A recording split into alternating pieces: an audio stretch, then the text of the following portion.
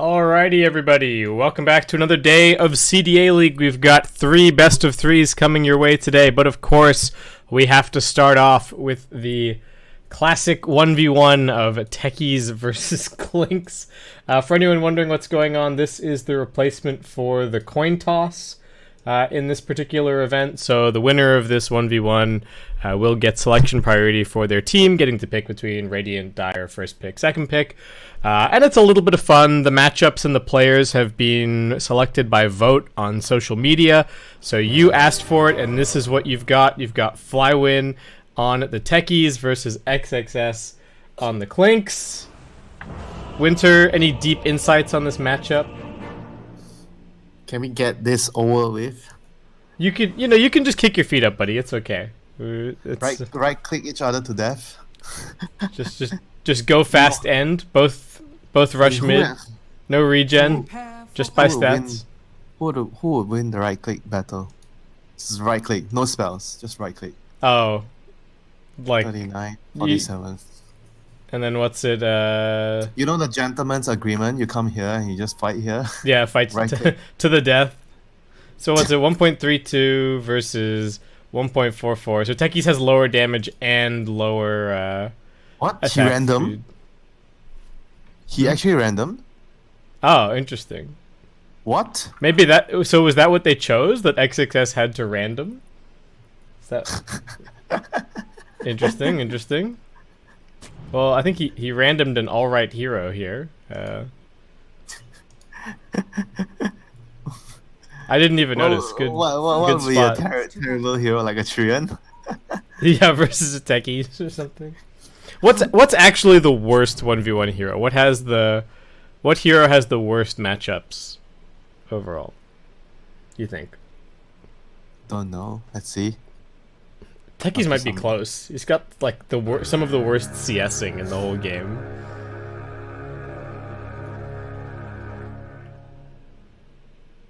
Maybe it's just like the worst melee hero because they would just get bullied by every ranged hero. Who knows? I'm trying to think.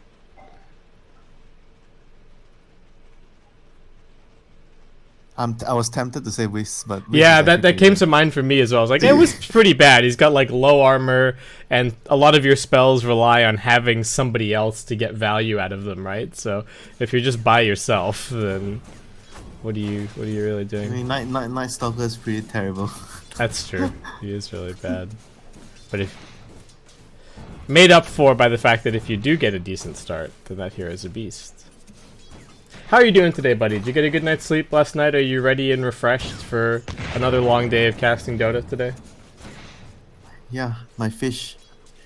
They give me energy. Thank you for the fish picture. I feel very blessed. Go look on Twitter, everybody, if you want to see some pictures of Winter's fish. Yeah, I don't really have very nice ones. Those are like normal grade ones. Oh, okay. Do you have like mid-tier fish? Do you have tier 2 fish? You don't have tier 1 fish? I mean, I had one, but I ruined the fish because the water that I used was incorrect. Oh no! I had so it changed the color of the fish.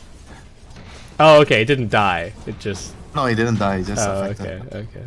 Color, because the genetic of the fish gets affected when they are placed in a different. Oh, that's really interesting. Environment. Yeah, because the fish actually. The coloration. If you go another blast off, that's decent damage, and he's got this mine. He's trying to protect it by standing on top of it. Flywin's still going for this kill. He's got a fairy fire. He didn't pop it. Flywin's done though. He knew that he was getting at CS. Just wanted to try for the kill, and there's the GG. So XXS will be taking the 1v1 win here, though.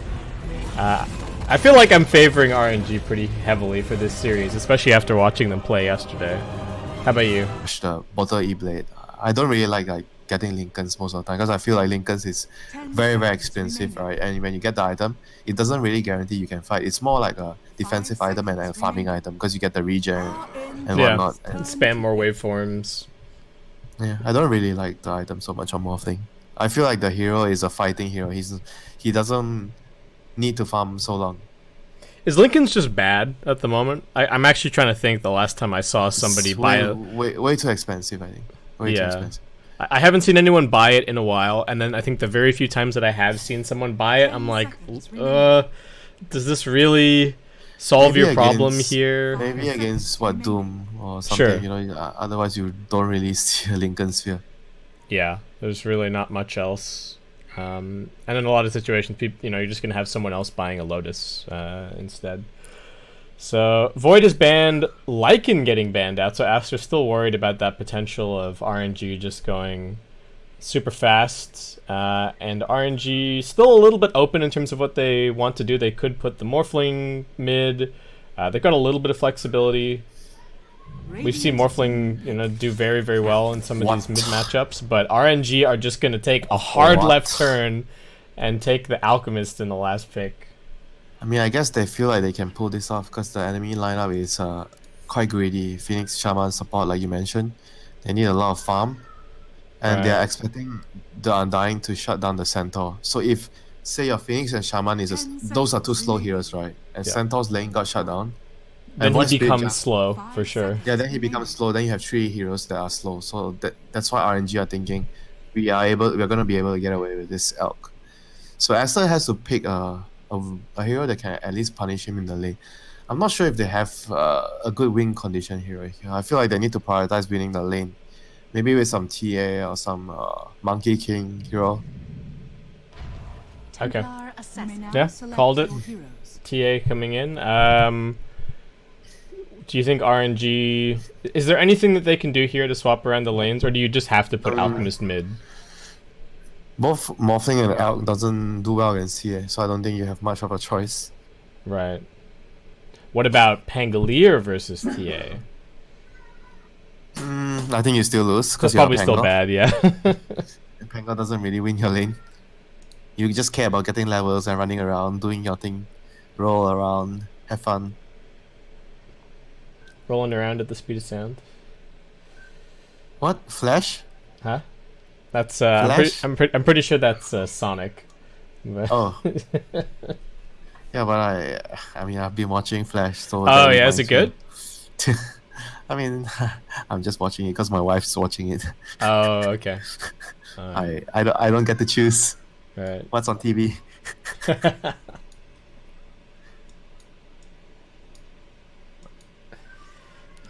Okay, so we got so Aster's still, like, I would say no true carry on their lineup, right? Triple core. They're considered triple core. I think it should be a Void Spirit on the safe lane. Center off lane. I'm thinking, do they actually want to put the Void Spirit on the off lane instead? Because it's an Undying. I actually rather not have the Centaur in that lane, if you ask me. I'd rather have the Centaur 1v1, the Pango, or 1v2 Pango Alina, just whatever. And then we go. Because right now, if I'm Aster, I'm looking at RNG. They are actually being even more greedy than us. So I want to shut them down. And I know Morphling kind of sucks in the tri-lane, so I want to force them to tri-lane. So, and I don't want my Centaur to go up against the Undying, so I'll put the Void Spirit on the tri-lane with the 2 supports. Or at least a dual lane with the Void Spirit on off lane, so at least Centaur gets a decent game, against Pango. He's gonna farm. Yeah, and then he can get some items early on and do his thing. Yeah. We'll see what they do. So far, Fade just running out with the boots. And Shaman? Yeah, Void Spirit seems to be heading bot for the time being, so it does seem like it's just going to be... maybe they just believe in the strength of the Shadow Shaman Centaur as a dual lane. This is something that was pretty popular not that long ago, right? This was like the go-to dual lane. 1 year ago, about. Yeah. It was early last year, like maybe March, April. I mean, he could pull the wave. I think that will be okay. He has boots, so he's probably already planning to do that. So we'll have to see, what's gonna happen. I think the Morphing doesn't really like it too much, having to tank the wave. But when he gets his level 3, level 3 onwards, he should be able to deal with the lane easily. I mean, it's all about the first few couple of levels. If the Centaur and Shaman can actually pressure him.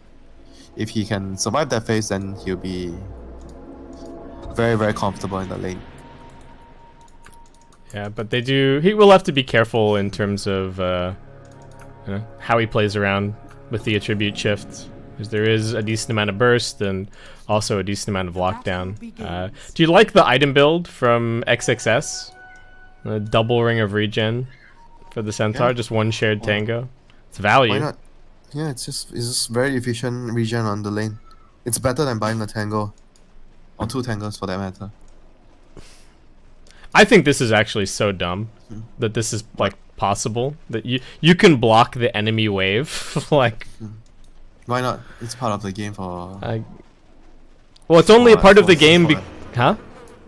It has always been possible in the game. You don't like that you can actually block the enemy creeps? I don't like that you can block it because they don't aggro, right? So like, if you wanted to hold the wave, then you would take damage, but now it's just free. They did that because of all the level 1 pulls everyone was doing. Yeah, I understand why, but it doesn't mean I have to like it, right? I mean, how would you change it so that doesn't like... You either you have to give something and take away something, you know? It's very, very hard to change that for every scenario. Because Dota is a very, I would say a very flexible game. There's not something in the game that, oh, you have to do this, you know, in the game. It always changes depending on the scenario. That's why Dota is like very nice to watch. Yeah, there's lots of decisions to be made, and every little decision adds up over the course of the game. And even starting all the way back in the draft, right? There's it's just an extension of the rest of the game.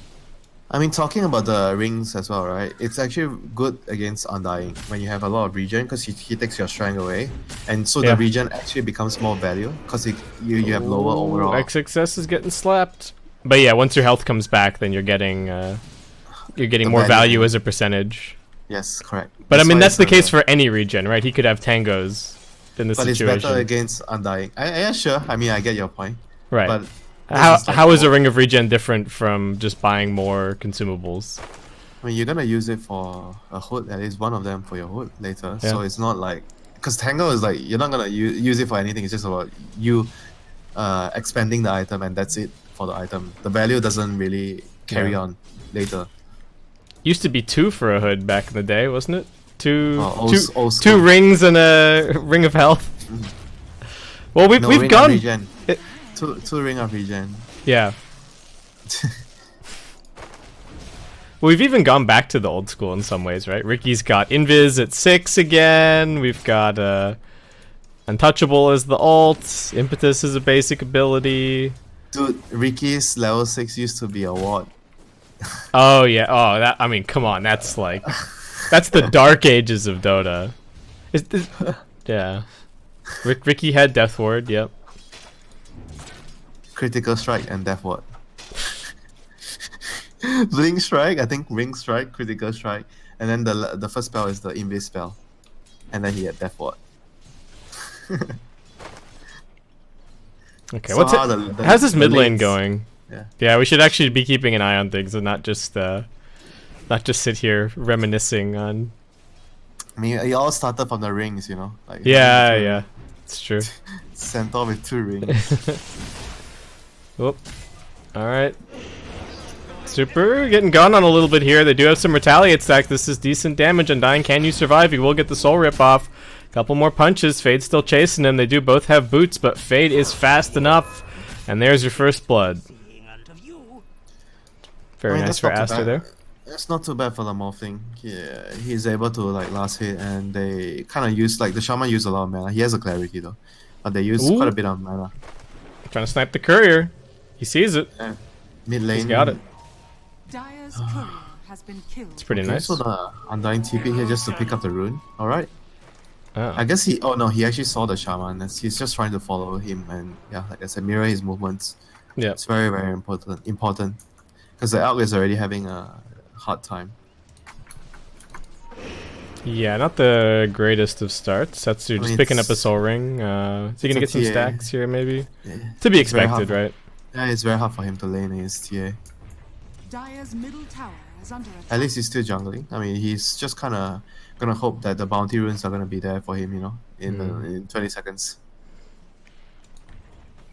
What just happened? What just happened there? So he cleared this camp and then he walked all the way over here and like aggroed this one, but then he realized that mid lane there was a wave under the tower, and he just walked back. So he just Sounds like missed that whole wave. Sounds like Setsu to me. Yeah, but I don't know what he was expecting to do. It's not like it's a surprise that the wave got pushed under the tower. Baboka swiping a bounty rune here. September dead. Baboka has already used the dive, but the fire spirit damage is adding up. He does have stick and fairy fire. He'll be okay. He's okay. So the runes were what? 2 apiece? 2 apiece. Yep. Elk is happy. That's all that matters, for Elk. The bounty runes. And now the catapult wave. So is anyone going to defend the mid tower? I mean, Alchemist can defend the mid tower if he has acid, but he's already used it on the creeps. No, I guess they're just gonna let. So Super just has to drag this wave here. They can't afford to let the Blightstone plus siege creep go on the tower. But are you surprised not to see any Radiant supports moving over here as Pangolier dies bottom? They're busy. Drag back in. Yeah, they're busy getting kills, I guess. They should look to...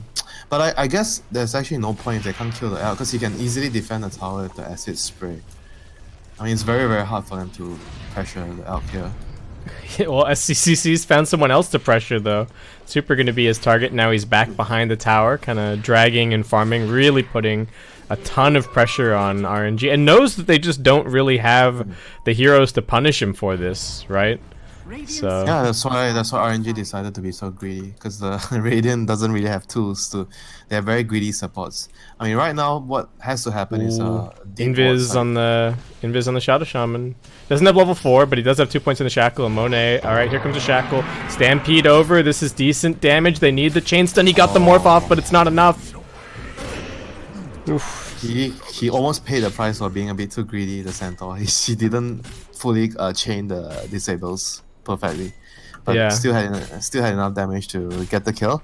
So right now, looking at the state of the game, the lanes Tia and Centaur are both doing very, very well, but Morphling and the Elk, they are keeping up, and the rotations are gonna come from the Pango and the Void Spirit. Ooh, Fade just wanted to watch the Elk farm and steal a little bit of experience here, but looks like he is going to be brought down. Missing a couple of hits uphill. I think that was actually September doing everything. I don't think Elk did a single point of damage, but he wanted the last hit. Nice that's all that matters, man. Should have gone Agi Treads for the move speed. Yeah, obviously. Look at Boboka. He's trying to put the wards right now. And it's very, very, very, very important that they get all these wards against the Elk. Yeah, they're only going to be able to block them for so long, though, right? That's the Dire wants to use their vision to defend their area. That's it. When you have Elk, you don't really need to prioritize pushing. Just prioritize defending your area, so the Elk can farm. Well, they did lose the mid tier 1 in the meantime. Did you just see the Battle Fury? Yeah, I was about to ask you about that.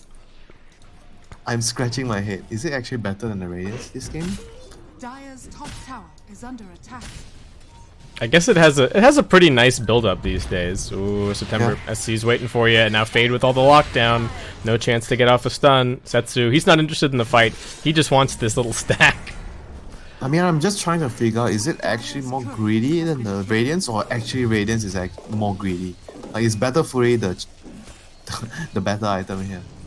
I just think that Radiance gives you way more fighting potential, and it's kind of survivability as well. Right? Yeah, I mean, so I think the Radiance is a way bigger power spike. I understand that, but I'm just trying to figure out why does he think Battle Fury is better this game? Yeah. I mean, I feel like Battle Fury allows you to scale better if the game goes really long. I mean, I guess that's the plan for RNG, playing a very long game. Yep. Ooh, Baboka diving through. They got locked down here onto the Alchemist. Setsu not in the best position. Super gonna try with the heal to get him out of here. They also popped down the Tombstone. Can this be a fight for RNG? Doesn't really look like it, as SC running over.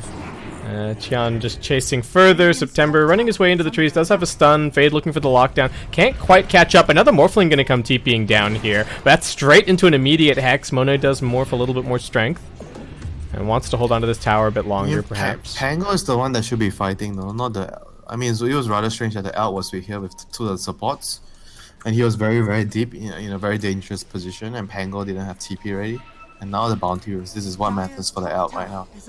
Let's see how many bounty runes can they pick up. They are in a very bad spot right now, 3,000 gold behind, so they have to get the bounty runes. Oh, Outpost. They've got the Rolling Thunder. They are getting the lockdown onto the Morphling, but he's pretty tanky. Monet difficult to bring down. SC's in the back lines, but decides he doesn't really want to be here anymore. Lina also looking for an angle into this fight, as they will just run down Fade on the other side, but Bounties, September manages to grab one over here, but looks like that's going to be all they get out of this round. Actually, wait, no, yeah, no, that's Two just the apiece, one. wasn't it? Two apiece? Was it? September. I think only September got one. Oh, yeah. And then, one more, yeah, there's still one that XXS didn't grab. He just went and grabbed the river right. one. I mean, basically, right now, what needs to happen is the four of them. The Undying, Pango, and Lina would be a trio. Morphling can join in whenever he feels necessary. And L is just going to be the one left out right now. Because the Morphling has to fight. Otherwise, it's very hard to play Dota when two heroes are playing like position 1. You need to juggle around who should be moving with the team. Like, Yeah, the best is only one person should be farming. Yeah, this is a really awkward situation that RNG, and they just don't have any control over their jungle, right? Baboka keeps coming in here. He keeps blocking the camps. They've got the TA traps. Oop, catch up Monet at bottom. I did not catch that one. My bad. That was a very, very big kill. Monet is like, he understands he needs to play here, but the supports, the Shaman, sorry, not the Shaman, the Undying and the Lina has to come board with him. Like, they have to, one of them has to stand, like, be a ward. You have to die just so that Morphling can do what he's doing. Yeah, and try and draw some attention down here. Yeah. They're gonna hold on to the tower a little bit longer, but Daya is very confused about what they need to do as a team. Like, as a whole, you know, you can see they are not really certain about what they have to do. I think the Pango has to maybe sacrifice a bit of his farm, and Lina should be the only one dead laning. this is crazy given the RNG yesterday against LGD looked so decisive. They were, I think the shot calling was great, and look a little bit lost here. XXS super tanky underneath the tower, does not care. Monet also pretty tanky though. Now Flywind gonna come rolling in looking for Fade. He just wants the chain stun under the Shadow Shaman. They're gonna get that kill. Catch a little bit more in the backlines. SCCC thinks about engaging into the fight. I think he's got his Desolator coming out on the Courier, and Flywind maybe in a little bit too far. Doesn't have the mana for the Swashbuckle. He's just dead. It's kind of a freebie. And Yeah, he's actually really, really low on mana when he was coming down. He only had mana for one spell, actually, Rolling Thunder. And with that, Aster, they've got their Deso. They take out the tier 1 tower. XXS seems like he wants a little bit more alch. Is still trying to finish this Battle Fury. And not even close. Well, somewhat close to being number 1 on net worth, but This is what they have to do, fight with the Morphling, the 3 of them. And the Elf is on the other side of the map. This is correct, even though the Pango had to die, but they need to make this move so Elf can farm. is there any value for the Morphling in this situation to grab a smaller item, or do you think just continuing to queue up this E-Blade is the it's like, the what way would to you play? get? Like Yasha doesn't Yeah, have Yasha the- BKB, I guess. Something smaller build up. But I feel like E-Blade will allow him to get pickoffs. Like, if you get Yasha BKB, right, you can't... I'm not really sure if you can actually kill stuff very well. They're lacking a lot of damage. And once Yes, again, okay. they just take over the bot. Oh, take over the Dire jungle. Stimpy getting popped at bottom. They're looking for this Centaur. They don't quite land the stun though. XXS at that point Yes, is 2,000 totally HP. fine. 2,000 HP. Yeah, and 14 armor and 23 regen. And this is the map right now for Radiant. And if you can see who is playing the dangerous area, the hero that is very, very hard to kill. So he's the right hero to play there. TA wants to get Roche. Phoenix is pushing out the mid lane. And I always tell you about, if you want to push out the wave here, you should always be a hero that can clear the wave quickly from a relatively safe distance. If you can't do that, you should not be pushing out the mid lane. Because this is the war zone, right? The middle area. Right. It's you always see it that like there's a team just smoked waiting here for someone to like show for 2 seconds and then just kill whichever idiot went mid. Going back to, because since you mentioned about smoke, right? This area here is always the best place to smoke. Because when you're planning a smoke and you're looking at your wards, right? If you have one ward here, you want to decide from here because it's easy to go left and right. If you're starting Monet from gets jumped, doesn't get the tribute shipped off. He's in big danger. September was trying to help him out, but this jump is just too fast. And the 2 RNG supports looks like they should also get cleaned up. Flywind trying to come in here with his double damage Rolling Thunder, looking very cool, but don't think it's going to be all that effective. I mean, this is why it's very hard to play like 2-win condition heroes like this, like Morphling and Elk. It's very greedy though. They need to be able to find a good fight with timing from the Elk. I'm not sure what is gonna be his timing here. I feel like he's gonna need Battle Fury, then he's gonna need a BKB, then he's gonna need one more item before he can actually really fight. Because if he goes Battle Fury plus BKB, right, he has no armor to fight the TA. So he's gonna need 3 items: AC, Battle Fury, and BKB. And he's also going for a Shadow Blade here, so... What? He's going Shadow Blade? Yep. So the idea is he wants to try to get picked off so it will allow him to stall the game.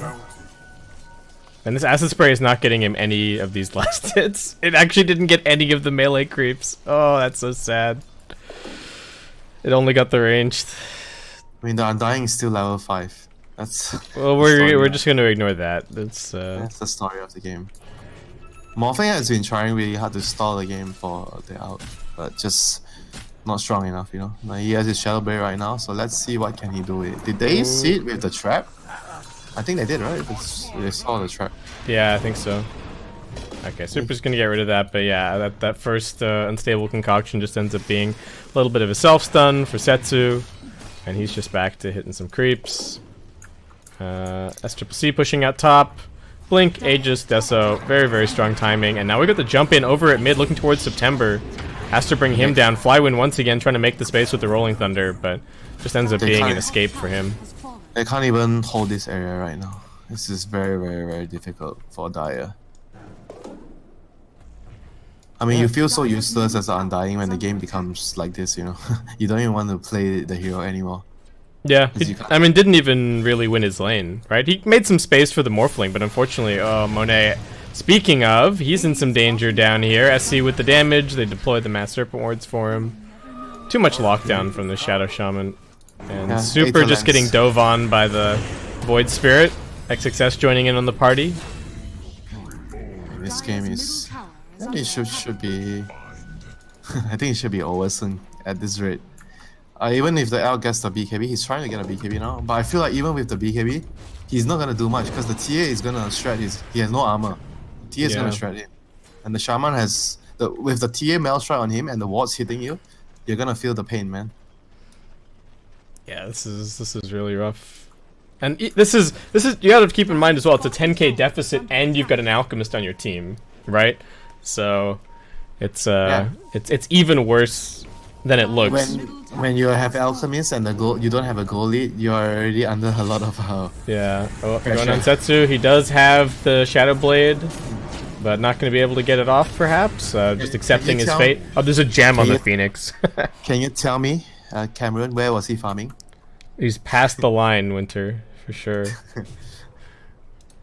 The line definitely does not extend out here. Look at it. This was the same mistake as yesterday. Was it the RNG game? I think it was, right? When they were farming here, one of the support was on the left, and the core was here. It should be the support on the right to break the smokes and everything. If the Elk really wants to do all this farm here, the dangerous farm, the Lina has to die for him. But the Lina was standing behind the Elk here. Like, what good is that? Yeah, there's never going to be a smoke from that angle. So he's like they're looking for Baboka. Can't quite get him. Very half-assed about what he was trying to do. He was trying to. He knows he needs to be there to help the Elk, but he's not willing to die for the Elk. Right. Yeah, his position. I mean, it just felt like that because of how he's standing there. Okay, RNG smoke up. Gonna be looking for something. Fade's pushing out down here at bottom. Setsu's running straight for him, and looks like this should be a nice little quick kill for RNG. Monet is getting somewhat close to his E-Blade, so that's gonna be a nice pickup. Will help a little bit against the the TA problems that we've been talking about in these fights, protecting the Alchemist if they can get to it, but still a very uphill battle for RNG this game. And Setsu, well, he thinks he's on his side of the line, but his team is not here. He just has to run for it, but Qian and XXS straight on top of him. There's the Vessel, there's the kill. But how is that possible that he tries to farm this? You tell me. Like, they were here, right? A moment ago. They pushed his face. They shot on 2 or 3 heroes here. And he's got... How can you... Yeah. How is it possible that you actually try to farm... You tell me. Just how is it possible that you would try to farm this camp? It actually does not make sense, you know, what he's doing. Yeah, you know that they have to be nearby. I guess he feels confident because they have a ward that hasn't been dewarded, but like, even But that's still, not gonna like, save him. Yeah, you're here. They are here. There's no space on the map, Winter. There's nowhere. There's really nowhere for him to be. He wants to hit creeps, I mean, but there's even nowhere even safe. if there's no space, you still need to be reasonable, rational. You know, like be doing Right. irrational stuff during a crisis doesn't help solve the crisis. Yeah. I do definitely notice that a lot of the top carry players, you will see them, and mid lane players as well, You know, right? They will smoke here. You know, they will ask for a smoke and come here. Right. And far. Or sometimes what- you just need to stand still somewhere in fog for 10-15 seconds, right? And just see what happens. That's And you have to your fellow Australian Anna. That's what he's good at. Yeah, sometimes you just have to watch what's happening on the map and wait and see if anything changes. Yeah, it's actually a very good point. Well, alright, they're going for a Rolling Thunder here, but Flywind's not really finding anything. We do get the E-Blade deployed Monet, but he's straight into the middle of the enemy team. He gets hexed up. Not the best waveform in the world. They are trying to focus on the Centaur. I don't know why he's the target. Setsu was just hoping to find something. They take this fight. They call the GG. RNG have had enough here. And it didn't even really feel like a game of Dota. I think Aster just walked away with this one. The greed did not pay off. They tried to outgreed, because we were even talking about how greedy it was to have the Phoenix and Shaman. Yeah. But then RNG tried to outgreed that instead of looking to punish that. The way they set up the draft was fine. I think with the Undying, they started with Undying, a Pangolier into an Undying, Yeah. into a Morphling, right? A Pangolier. No, No, Lina then first. Lina. Then it was Lina, Yeah. and then it was the last two picks for the Morphling.